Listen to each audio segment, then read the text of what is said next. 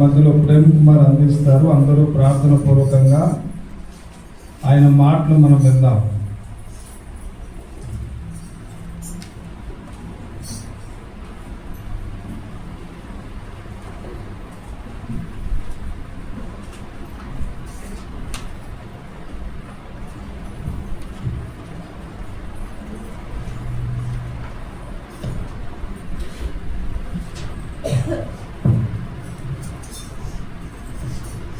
దేవుని నామానికి మహిమ కలుగుగాక. మరొక దినంలో, మరొక ఆదివార దినంలో, మరొక పండుగ దినంలో, మరొక పరిశుద్ధ దినంలో, మరొక పునరుద్ధరణ దినంలో ఆయన మందిరంలో చేరి ఆయన ఆరాధించడానికి దేవుడు ఇచ్చిన తరుణాన్ని బట్టి మొదట దేవునికి మహిమ ఘనత ప్రభావం ఆరోపిస్తున్నాను. చేరి వచ్చిన సంఘానికి అలాగే దేవుని దాసులకు నా యొక్క వందనం తెలియజేస్తున్నాను. ఈ యొక్క ఉదయకాలంలో ఈ 108వ కీర్తనను ధ్యానించడానికి అంటే ముందుగా ఒక చిన్న ప్రార్థనతో మనము ఈ యొక్క ధ్యానాన్ని మనం కొనసాగిద్దాం. పరమందు ఆశీనుడైన మా యొక్క తండ్రి, వాక్యమైన యేసుక్రీస్తు ప్రభువా, ఈ యొక్క ఉదయకాలంలో తండ్రి నిలువబడిన నేను బట్టి వాడను, జ్ఞానం లేని వాడను, ఒక వెలుతులను తండ్రి నన్ను ఇతరులను మరుగుపరిచి ఈ యొక్క వాక్యము ధారాళంగా నాతో మాట్లాడుతున్నామని వాక్యమైన యేసు నామం అడిగి పెట్టుకుంటున్నాం పరమ తండ్రి. ఈ యొక్క 108వ కీర్తనని మనం పైన గమనించినట్లయితే కీర్తనకారుడైన దావీదు రాసినట్లుగా మనం చూస్తున్నాం. ఇక్కడ రచయిత ఎవరండి? దావీదు కీర్తన. గత కొన్ని కీర్తన మనం గమనిస్తూ వచ్చాము. రాసింది ఎవరో మనకు తెలియదు, కీర్తనకారుడు ఎవరో మనకు తెలియదు. కానీ 108వ కీర్తన మనం గమనించినట్లయితే కీర్తనకారుడు దావీదు అని మనం గమనిస్తూ ఉన్నాం. ఇక్కడ 108 108 అంటే మనకేం గుర్తొస్తుంది చెప్పండి?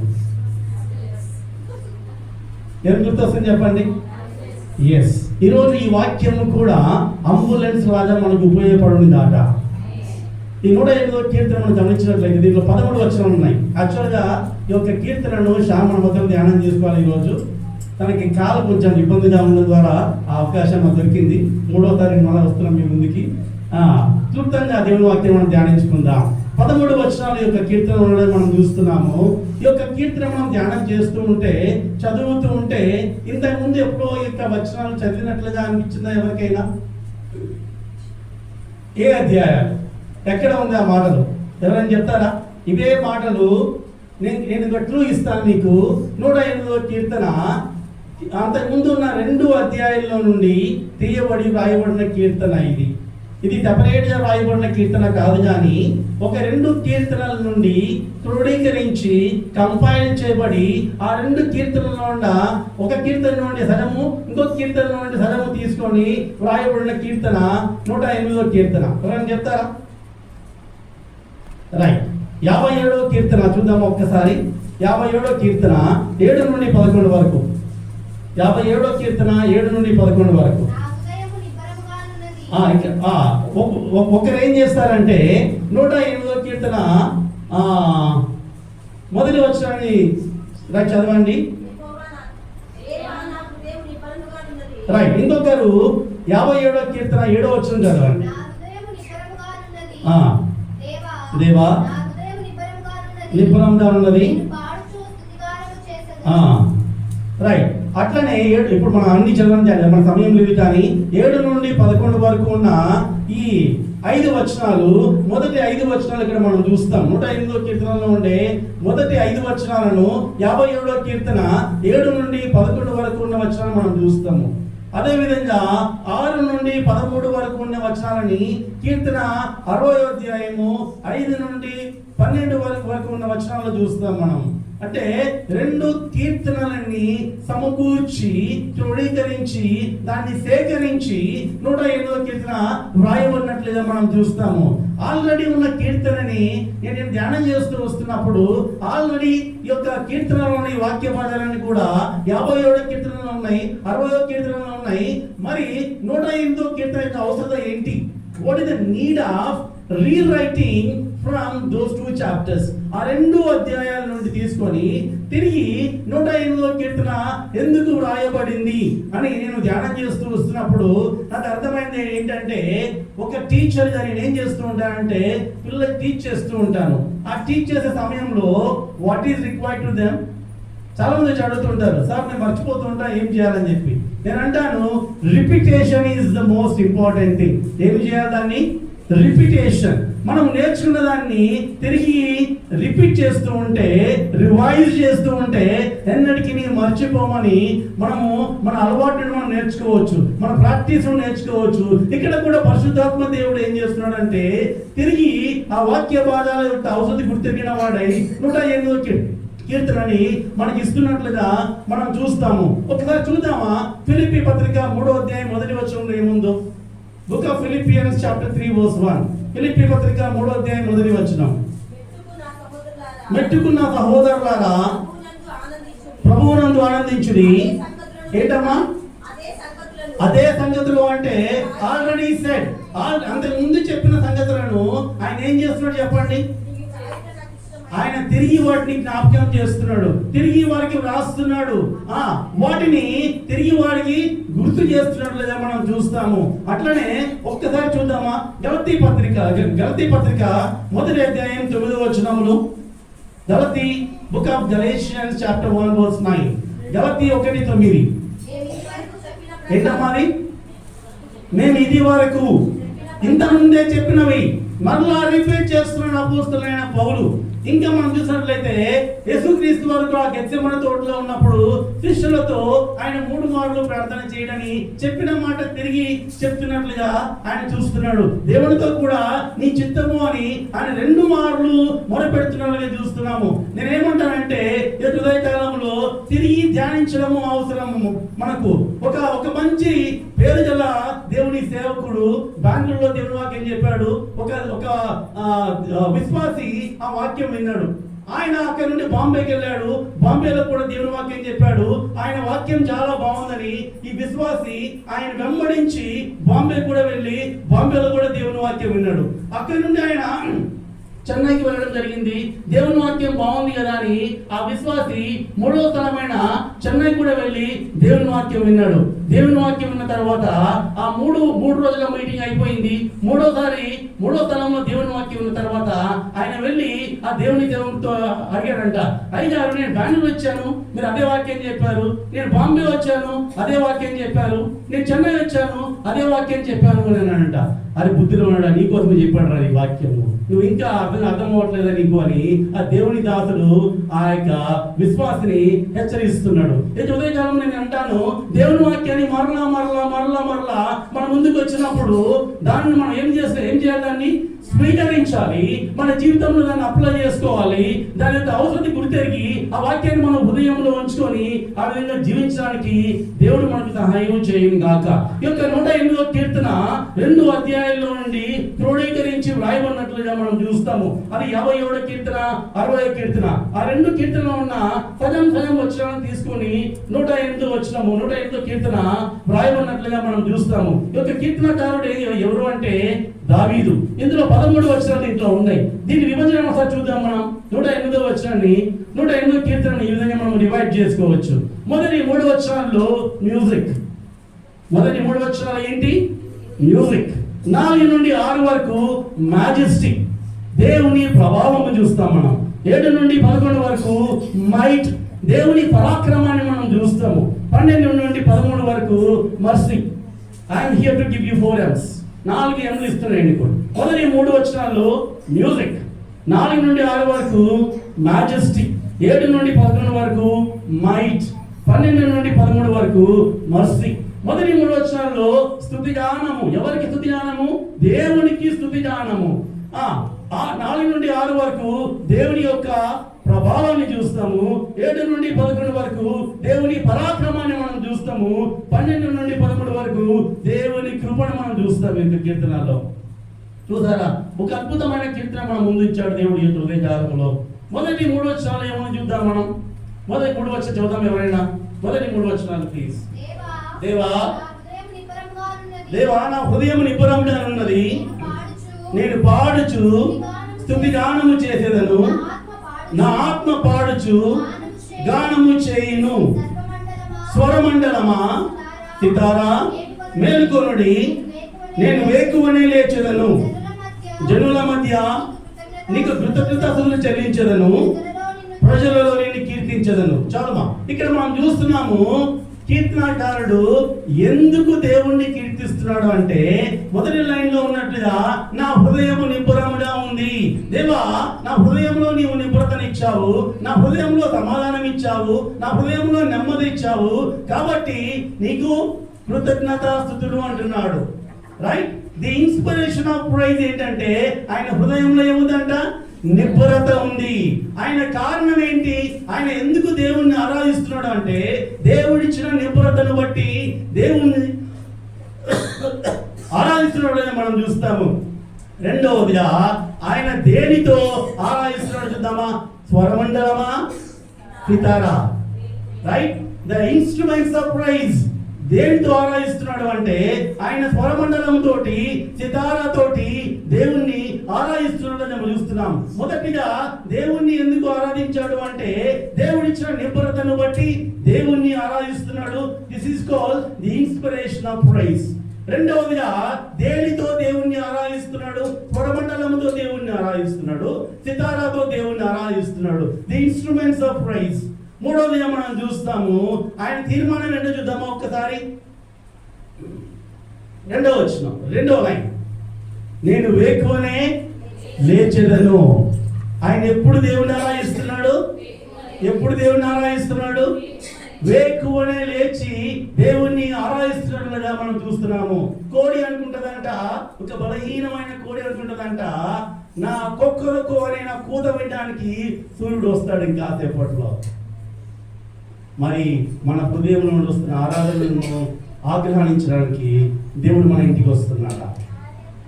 వేకువనే లేచి మనము దేవుణ్ణి ఆరాధించవలసిన వారమై ఉన్నాము. దేవుడు ఆనాడు కీర్తనాకారుడికి మాత్రమే కాదు నిబ్బరత, ఇది ఉదయకాలంలో నీకు నాకు నిబ్బరత ఉంది లేదా? మనం ఆయన బిడ్డలమైన ధైర్యం మనకు లేదా? నిబ్బరతనిచ్చిన దేవుణ్ణి బట్టి మనం దేవుణ్ణి ఆరాధించాలి. నేను అంటాను, మనందరికీ వాయిద్యాలు వాయించడం వచ్చో రాదో తెలియదు, కానీ మన హృదయమే ఇక్కడ ఏముంది చూడండి, మన హృదయమే వాయిద్యంగా మారాలి, మన స్వరమే ఆయుధంగా మారాలి, వాయిద్యంగా మారాలి, దేవుణ్ణి ఆరాధించాలి. మనకున్న రెండు చేతులు చాలా ఆయన ఆరాధించడానికి. చప్పట్లు కొట్టి అంతకించిన వాయిద్యం ఉందా చెప్పండి? సహజయుక్తమైన వాయిద్యము మన అందరికీ దేవుడు ఇచ్చాడు. రెండు చేతులు రైట్ జాయిన్ చేసి చప్పట్లతో దేవుణ్ణి ఆరాధిస్తూ ఉంటే, హృదయంతో ఆత్మతో సత్యముతో దేవుణ్ణి ఆరాధిస్తుంటే ఆరాధన దేవుణ్ణి చేరుతుంది. ఇంకా దేవుణ్ణి ఎప్పుడు ఆరాధించాలంట? వేకువనే దేవుణ్ణి ఆరాధించాలంట. మనము మన ఆరాధన ఎప్పుడో తెలియదు, మన పనులన్నీ అయిపోయిన తర్వాత తీరిక ఉంటే ఆరాధిస్తాం, లేదంటే లేదు. కీర్తనకారుడు ఏమంటాడంటే వేకువనే లేచెదను అని మనతో మాట్లాడుతున్నాడు. ఆయన ఎక్కడ ఆరాధించాడో చూద్దాం ఒక్కసారి. 3వ వచనం ప్లీజ్. జనుల మధ్య ఆయన ఎక్కడ దేవుణ్ణి ఆరాధించాడంట? మనం ఏం చేస్తామండి? బైబిల్ పట్టుకొని రోడ్డు మీద పోవడానికి సిగ్గుపడతాం. మన క్రైస్తవం అని చెప్పుకోవడానికి భయపడతాం. కానీ ఇక్కడ కీర్తనకారుడు ఏమంటాడంటే జనుల మధ్యలో దేవుణ్ణి ఆరాధిస్తున్నట్లుగా మనం చూస్తాము. రైట్, ఆయన ఎట్లా ఆరాధించిన చూద్దామా ఒక్కసారి. మొదటి వచనము 3వ లైన్, నా ఆత్మ పాడుచు గానము చేయును. ఆరాధించిన విధానం ఏంటి? పాటలతో, గానములతో దేవుణ్ణి ఆరాధించినట్లుగా మనం చూస్తాము. ఇక్కడ నేను అంటాను, ఆయన స్తుతించిన కారణం ఏంటి? నిబ్బరత. ఆయన దేంతో దేవుణ్ణి ఆరాధించిండు? స్వరమండలమా, సితారాతో ఆరాధించిండు. ఆయన ఎప్పుడు దేవుణ్ణి ఆరాధించిండు? వేకువని ఆరాధించిండు. ఆయన ఎక్కడ దేవుణ్ణి ఆరాధించిండు? జనుల మధ్య ఆరాధించిండు. ఆయన ఎట్లా దేవుణ్ణి ఆరాధించిండు? గానములతో, పాటలతో దేవుణ్ణి ఆరాధించినట్లుగా మనం చూస్తాము. ఈ ఉదయకాలంలో ఆయన మందిరంలో చేరిన మనము దేవుడు మనతో మాట్లాడుతూ ఉండగా మన హృదయంలో నిబ్రత కలిగిన వారమై మనం కూడా దేవుణ్ణి ఆరాధించే వారమై ఉండాలి. మన దేవుణ్ణి వేకువనే లేచి మనము ఆరాధించే వారమై ఉండాలి. జనుల మధ్యలో మనము దేవుణ్ణి ఆరాధించే వారమై ఉండాలి. పాడుచు పాటలతో, గానములతో మనము దేవుణ్ణి ఆరాధించవలసిన వారమై ఉన్నాము. ఇశ్రాయేలీయులు ఐగుప్తులో నుండి విమోచింపబడి అరణ్య మార్గంలో ఎర్ర సముద్రం దాటగానే అక్కడ ఏం చేశారంటే వాడు చూద్దాం ఒక్కసారి. నిర్గమాకాండం 14వ అధ్యాయం 30వ వచనం. Book of exodus chapter 14 verse 30. నిర్గమాకాండం 14:30. అందుకు మోషే భయపడకుడి, ఊరిక నిల్చుండి చూడుడి. 14:30. ఆ దినమున యెహోవా ఐగుప్తుల చేతిలో నుండి ఇశ్రాయేలు రక్షించెను. రైట్. 15వ అధ్యాయం మొదటి వచ్చిన చూస్తారు అక్కడే. ఎప్పుడమ్మా అప్పుడు అంటే 30వ వచనం. ఎప్పుడు? రక్షింపబడిన తర్వాత, ఎర్ర సముద్రంలో శత్రు సైన్యము మరణించిన తర్వాత, అది కళ్ళతో చూసిన తర్వాత, అప్పుడు మోషేయు ఇశ్రాయేలీయులను యెహోవాను గూర్చి కీర్తన పాడిరి.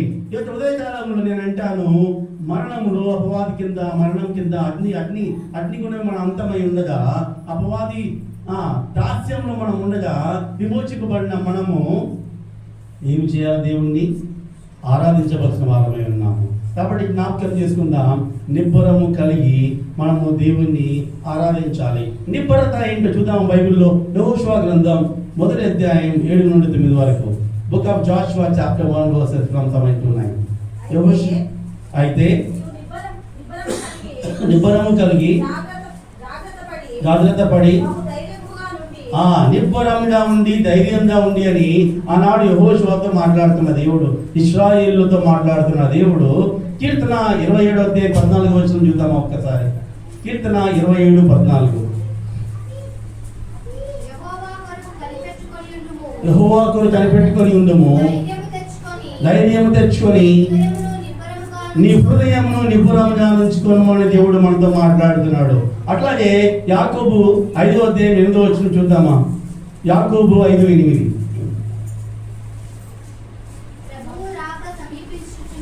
ప్రభువు రాక సమీపించిన కనుక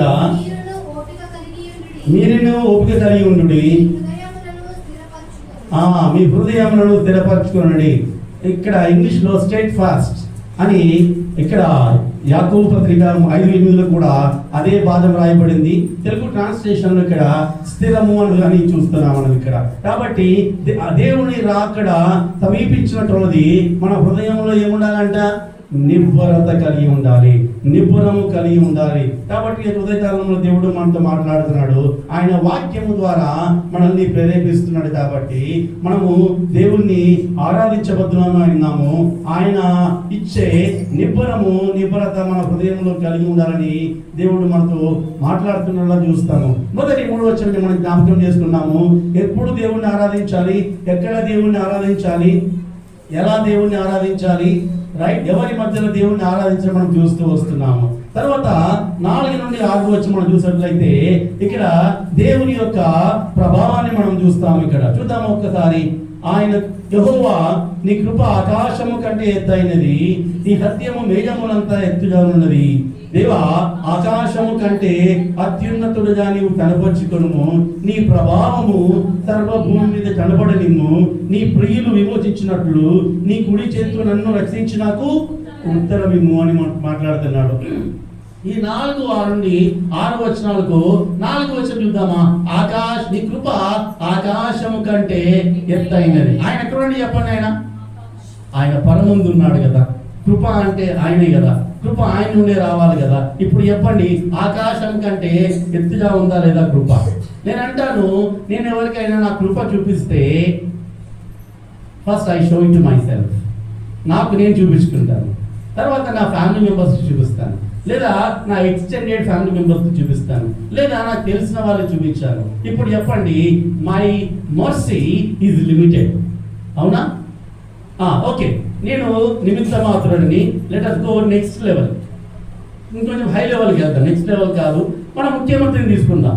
ఆయన కృప చూపిస్తే he can do anything for the people those who are in this city, in this state. ఈ రాష్ట్రంలో ఉన్న వారికి మాత్రమే ఆయన ఏమైనా చేయగలరు. ఆయన ప్రభావము కర్ణాటకలో పనిచేస్తుందా, మహారాష్ట్రలో పనిచేస్తుందా? He is limited only to Telangana. Right, let us go to ప్రధానమంత్రి, ప్రైమ్ మినిస్టర్. ప్రధానమంత్రి ఆయన అమెరికాలో ఏమైనా చేయగలదా, ఆస్ట్రేలియాలో ఏమైనా చేయగలదా? He is limited only to India. ఇప్పుడు చెప్పండి, సర్వ భూమికి ఎవరు తన కృపను చూపించగలడు? ఇప్పుడు చెప్పండి, ఆకాశం కంటే ఎత్తైన కృప కలిగిన వాడు ఎవరు? మన దేవుడు మాత్రమే. అటువంటి గొప్ప దేవుణ్ణి మనం కలిగి ఉన్నట్లుగా ఈ ఉదయకాలంలో మనం చూస్తాము. ఆయన ఆకాశము కంటే ఆయన అత్యున్నతుడు. ఆయన కృప కూడా ఎత్తుగా ఉన్నది. ఆయన ప్రభావము సర్వ భూమి మీద ఉంది. ఈ స్థలముకి ఆయన లిమిటెడ్ కాదండి.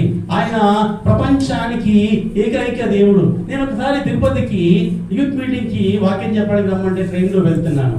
వెళ్ళే సమయంలో నాకంటే ముందుగా ఒకతను కాషాయం బట్టలు వేసుకొని కూర్చొన్నాడు. నేను నెక్స్ట్ డే మార్నింగ్ వాక్యం చెప్పాలి కదా, బైబిల్లో ట్రైన్లో బైబిల్ ఓపెన్ చేసుకొని చదువుతూ ఉంటే ఆయన నాతో మాట్లాడుతున్నాడు. నువ్వు క్రిస్టియన్ అని అడిగాడు.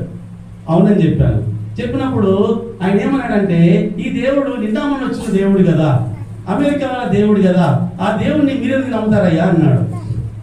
నేను అడిగాను ఆయనని, మీరు హిందువులు కదా అన్నాను. అవును అన్నాడు. మీరు ఏ దేవుడిని పూజిస్తారని అన్నాను. అయితే ఆయన పేరు చెప్పాడు. చెప్తే ఆ దేవుడు ఎంతమంది తెలుసు అని అన్నాడు. చాలా మంది తెలుసు ఆ దేవుడు అన్నాడు. రైట్. మరి మన రాష్ట్రంలో తెలుసా అంటే తెలుసు అన్నాడు. పక్క రాష్ట్రంలో తెలుసా అంటే తెలుసు అన్నాడు.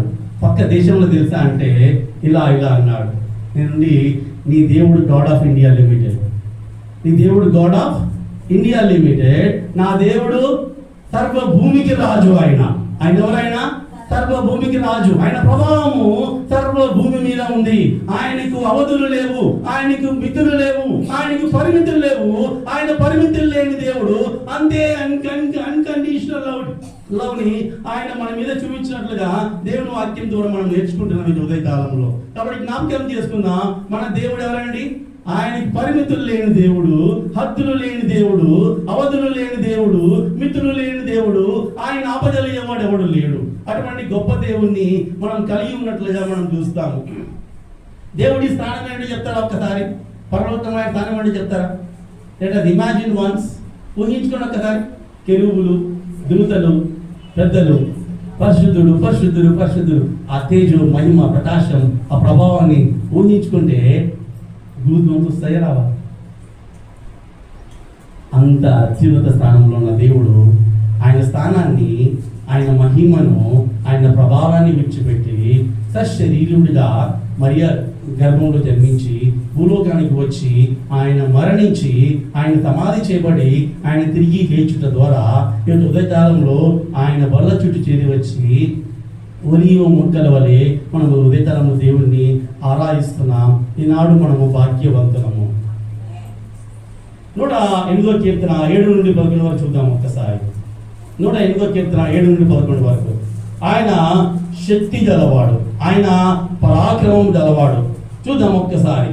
తన పరిశుద్ధత తోడని దేవుడు మాట ఇచ్చి ఉన్నాడు. ఆయన ఏమి ఇచ్చినాడు? ఆయన నేను ప్రహర్షించేదను, షెకెమును పంచిపెట్టేదను, సుక్కోతు లోయను కొలిపించేదను. ఇక్కడ ఒక్కసారి అవుదామా? గిలాదు నాది, మనష్షే నాది, ఎఫ్రాయిము నాకు శిరస్త్రాణము, యూదా నా రాజదండము అంటున్నాడు. ఇప్పుడు చెప్పండి, పంచి ఇచ్చే దాంట్లో ఆయన మించిన వాడు ఎవరైనా ఉన్నారా?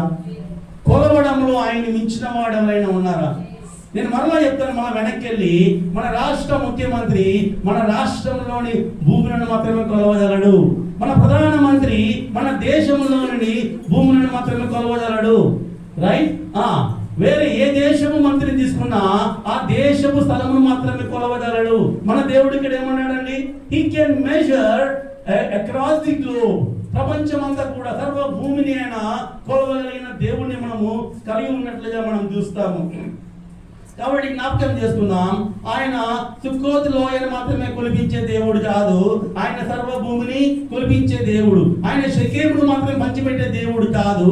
నీవు అడిగిన ప్రతి దానిని ఆయన చిత్తానుసారంగా నువ్వు అడిగిన ప్రతి దానిని ఆయనకి పంచిపెట్టే దేవుడుగా ఉన్నట్లుగా మనం చూస్తాము. కాబట్టి జ్ఞాపకం చేసుకుందాం, మన దేవుడు పరాక్రమం గల దేవుడు, మన దేవుడు శక్తి గల దేవుడు, మన దేవుడు పంచిపెట్టే దేవుడు, మన దేవుడు కొలిపించే దేవుడు. ఇంకా కిందికి వచ్చినట్లయితే మనష్షే నాది, ఎఫ్రాయిము నాకు శిరస్త్రాణము, యూదా నా రాజధాని అని మాట్లాడుతున్నాడు. ఆయన చూసారా ఎంత సంతోషంగా చెప్తున్నాడు, మనష్షే నాది అని మాట్లాడుతున్నాడు. ఈ ఉదయకాలంలో నేను అంటాను, దేవుడు మనతో మాట్లాడుతూ నీవు నా బిడ్డము అని చెప్తే ఎంత సంతోషం ఉంటుంది మనకు కదండి. మనశ్శే నాది అని చెప్పినప్పుడు మనశ్శే పొంగిపోయింటాడు కదా. ఈ యొక్క ఉదయకాలంలో దేవుడు నీతో నాతో మాట్లాడుతూ నీవు నావాడు అని నీ పేరు చెప్పి ఆయన మాట్లాడుతున్నాడు. నీవు ఎవరి వారివి? నువ్వు ఎవరి దానివి? ఎస్. కాబట్టి జ్ఞాపకం చేసుకుందాం. అటువంటి మంచి వాక్యంతో దేవుడు మనల్ని ప్రోత్సహిస్తున్నాడు. ఈ ఉదయకాలంలో నీవు ఆయన దానివి లేదా నీవు ఆయన వాడివి అని ఆయన మనతో మాట్లాడుతున్నట్లుగా మనం చూస్తాము. ఇంకా మనం కిందికి వచ్చిన 10వ వచనం చూద్దాము ఒక్కసారి. కోటగల పట్టణంలో నుంచి నన్ను ఎవడు తోడుకొని పోవును, ఏదోములో నుంచి నన్ను ఎవడు విడిపించును. ఆయనకు అసాధ్యమైనది ఏదైనా ఉందా? అసాధ్యమైన వాడిని సుసాధ్యం చేయగలిగిన దేవుడు మనం కలిగి ఉన్నాం. ఆయన బాధితత్వంలో మనల్ని విడిపించాడు, మన ఇరుకుల్లో మనల్ని ఆదరించాడు, మన అవసరంలో మనకి సహాయం అనుగ్రహించాడు. మనము ఇబ్బందుల్లో ఉన్నప్పుడు, బాధలో ఉన్నప్పుడు, వేదనలో ఉన్నప్పుడు, అనారోగ్యంతో ఉన్నప్పుడు, మనము శోధనలో ఉన్నప్పుడు ఆయన మనల్ని ఆదరించి మన క్షేమను అనుగ్రహించి కాపాడి సంరక్షించి ఆదరించి ఆరోగ్యాన్ని అనుగ్రహించిన దేవుణ్ణి మనం కలిగి ఉన్నట్లుగా మనం చూస్తాము. మన దేవునికి అసాధ్యమైనది ఏది లేదు కాబట్టి మన దేవుడు ఎలాంటి వాడు? ఆయన పరాక్రమం గలవాడు, ఆయన శక్తి గలవాడు, ఆయన శక్తిమంతుడైన దేవుడని మనం చూస్తున్నాము. 12 నుండి 13 వరకు మనం చూసినట్లయితే అక్కడ దేవుని కృపను మనం చూస్తాము. అక్కడ దేవుని కృప మనకు కావాలంటే ఏమి చేయాలో చూద్దామా? 12వ వచనంలో మనుషుల సహాయము వ్యర్థము. First of all let us understand one thing, depending on every human being is vain. మనుషుల మీద ఆధారపడడం అనేది వ్యర్థము. ఇది మనం గుర్తుపెట్టుకోవాలి. మనుషుల సహాయం మనకు వ్యర్థము. ఇది అర్థం చేసుకోవాలి. దీన్ని మనం నమ్మాలి. ఏం నమ్మాలి? మనుషులు మనకు ఎటువంటి సహాయము చేయలేరు. వారి సహాయము వ్యర్థము. వారి సహాయము అది టెంపరరీ. అది కొంతకాలమే మన సహాయము ఉపయోగకరంగా ఉంటుంది. దేవుని సహాయము మనకు కావాలంటే మనం ఏమి చేయాలి చూద్దామా? శత్రువులను జయించుటకు నీవు మాకు సహాయము దయచేయము. we should pray. మనం మొరపెట్టాలి. ఏమని మొరపెట్టాలి? దేవా మాకు సహాయము చేయము అని మనము దేవునికి మొరపెట్టాలి. అప్పుడు 13వ వచనం, దేవుని వలన మేము శూర కార్యములను జరిగించదము. ఎప్పుడంట? ఫస్ట్ గా మనుషుల సహాయం వ్యర్థమని నమ్మాలి. రెండవదిగా మొరపెట్టాలి. మూడవదిగా శూర కార్యములను జరిగించదము. మా శత్రువులను అనగదొక్కువాడు ఆయనే చూస్తాం. ఎప్పుడు ఇది ఎప్పుడు? Let us go back to the first verse. మొదటి వచనంలో ఏముంది?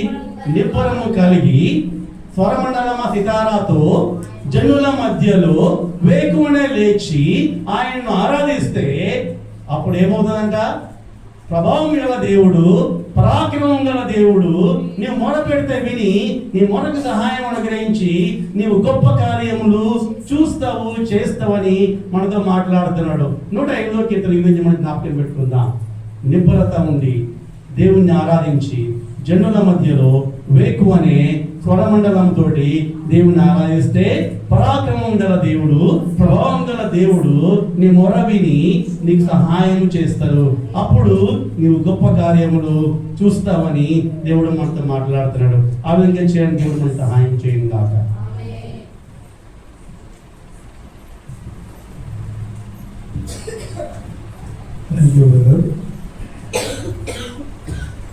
అందరూ కూడా తల ఉంచి కళ్ళు మూసుకొని ప్రార్థనలో ఉన్నాం.